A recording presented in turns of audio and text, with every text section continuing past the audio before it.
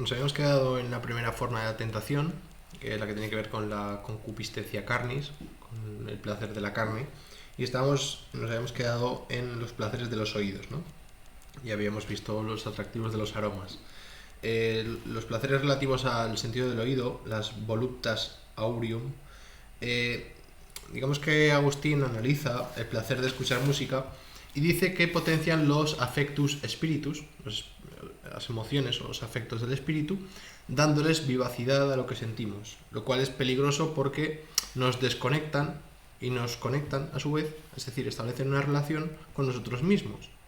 Y esto, digamos que de algún modo establece la importancia de oír el mensaje divino, ¿no? De ser capaz de escuchar la palabra de Dios, de ser capaz de interpretar, de saber, de escuchar teniendo a Dios como perspectiva. Después tenemos la voluptas oculorum, el placer de la vista. Agustín analiza el placer de la mirada en el sentido de los ojos del cuerpo, no de los ojos espirituales, ¿no? No está referido a ver objetos puramente sensibles, sino que es un cómo, es una manera de habérselas con lo terrenal. Es decir, es un modo de vivir, sin preocuparse por vivir una vida beata, es decir, sin preocuparse por tener una vida feliz, es decir, no preocupada existencialmente, no divina, una orientación desligada o sin religación. En relación a las tentaciones, en lo que afecta a su contenido, lo que hace la tentación es abrir posibilidades de vivir. La tentación reside en creer en la atención a algo por un cálculo de relevancias, creer que se está en lo importante. Eso es la caída. La caída consiste en cuando el Dasein empieza a dotar de significatividad a lo que le rodea y a ser capaz de vivir en dicha significatividad, en dicho entramado de relaciones significativas. Realizarse en la vida, por lo tanto, según esta perspectiva, es llenarla de experiencias relevantes o significativas, ¿no? El deseo de los ojos de ver lo que buscan, ¿no? ¿Qué es lo que buscan los ojos? Pues obviamente formas bellas y variadas, colores luminosos y agradables. Lux. Hay una dependencia de la luz, la figura y el color están todos los días aquí. Si llega a faltarme mucho tiempo, mi espíritu se entristece. Es decir, las preguntas son: ¿cómo me comporto en el tener, en el habérmelas con? ¿Cómo y en qué medida me importan las cosas y por qué me importan? ¿Cómo y en qué medida estoy implicado y cautivo en cosas que creo que tienen importancia en el mundo, cuando lo realmente importante es Dios, que no está en el mundo sino a través de él, o en el alma, o por ahí? Entonces aquí Agustín habla de los admiradores de la belleza exterior, ¿verdad? Dice Agustín: los hombres buscan fuera las cosas que hacen porque son fuertes, están abiertos a ellas. Digamos que lo que ponen en marcha para aferrarse a ello y seguirlo. Acusa, Agustín, a los gozadores del mundo de que hay que guardar la fortaleza para Dios y no para los trabajos voluptuosos. Agustín quiere desvincularse de los cálculos de importancia, es decir, de los rankings que se hacen con respecto a las cosas del mundo en muchos campos, ¿vale? En todos lados aparecen tier list de bosses del Dark Souls, tier list de comidas favoritas, tier list... No, dejemos de clasificar las cosas importantes del mundo, lo verdaderamente importante está en otra parte. ¿Por qué? ¿En qué consiste la fortitudo, la fortaleza, ¿no? ¿Y por qué hay que guardar esa fuerza para lo realmente importante? Y la fortitudo es la habilidad egocéntrica por excelencia, el poder, el ser capaz, lo disponible de las posibilidades de realización del existir egocéntrico. Es justamente, la fortaleza es la seguridad y vitalidad que tengo en la ejecución de una preocupación y cómo lo resuelvo. Entonces, ¿qué es lo que pasa? Que la gente lo que hace es dispersarse y despilfarrar fácilmente su trabajo, su esfuerzo, su energía en cosas voluptuosas y en perezas del gozador. Y por tanto ya no estarían disponibles para tomar una decisión genuina en lo que refiere a lo verdaderamente importante. Hago una analogía para que se entienda, un ejemplo. El turista experto goza y disfruta cada uno de sus viajes. Hasta ahí bien. Pero que no se las den de vivir la vida plena y de ser expertos en la vida feliz como si estuvieran en contacto íntimo y fraterno con el sentido del mundo y con los misterios de la vida, como si tuvieran una especie de gran teoría cosmovisional. Ellos se dejan enredar en esas cosas hermosas.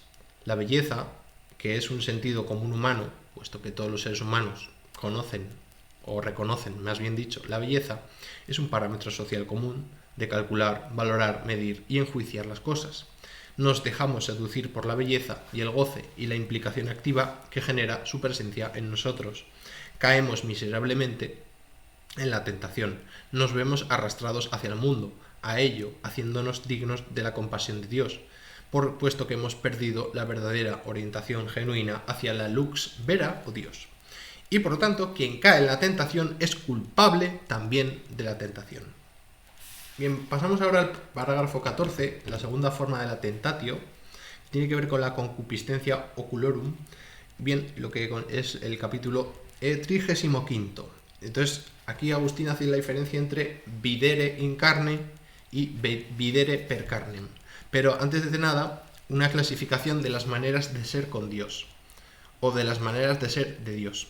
Dios puede ser lux, máximo objeto y máxima claridad o conocimiento propio; Deus dilectio, existir auténtico; Deus summum bonum, máximo bien, objeto a valorar y venerar; Deus incommutabilis substancia, su búsqueda cognoscente de lo permanente, del perdurar en sí mismo, del sentido derivado de sustancia; y Deus como summa pulcritudo. Sabéis que el término pulcritudo hace referencia a la belleza en latín, el considerar placentero de la hermosura máxima.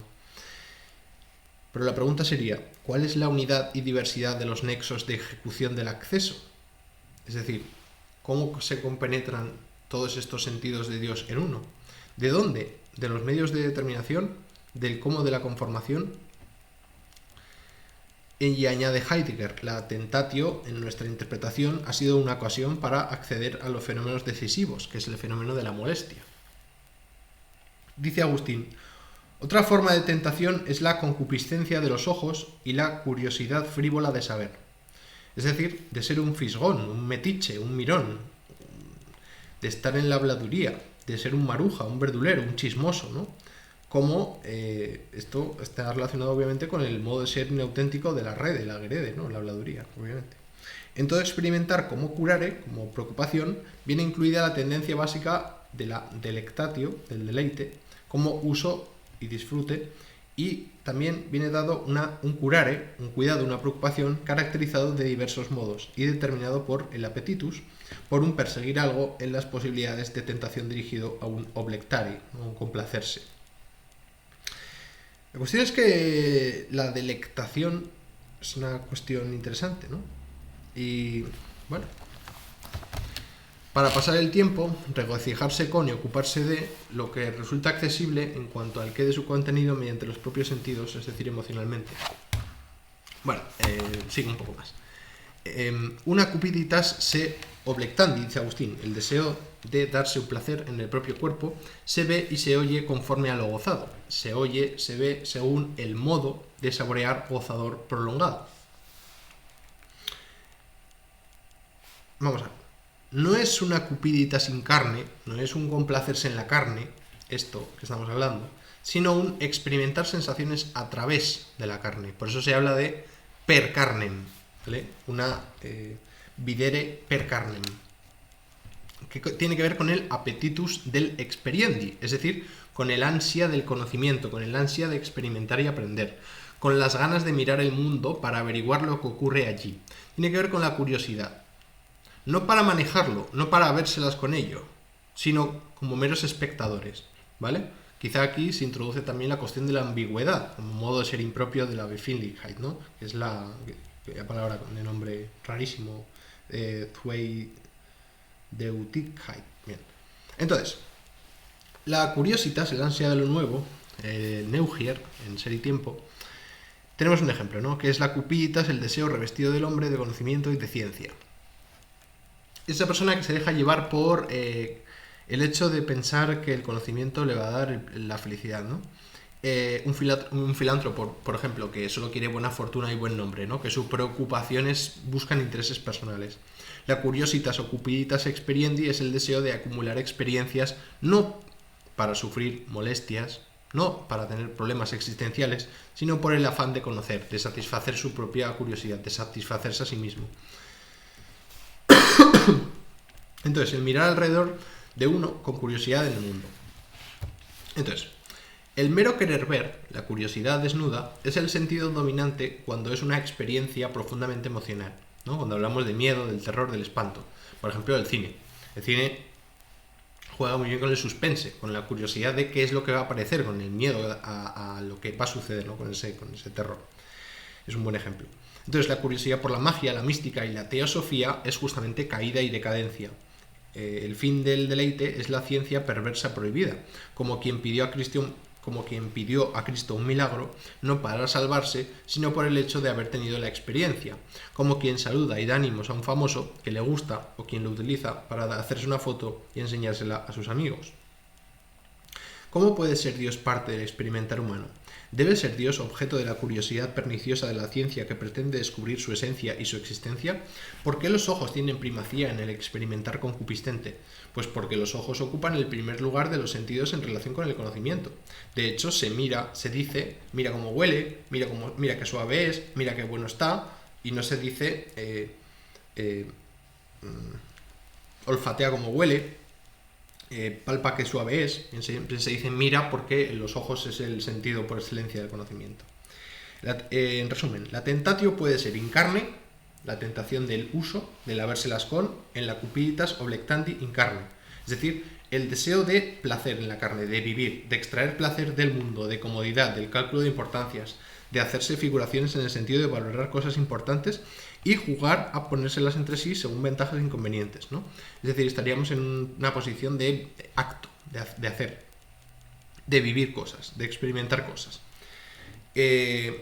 O la tentatio puede ser del conocimiento, del oculorum, en el sentido de la tentatio del conocer, ¿no? No del experimentar, sino del conocer, que sería la curiosidad per carnem, dirigiendo una atención egocéntrica, inventiva en cuanto a ideas para mediar sin librarse de algo, sin tener la molestia palpable.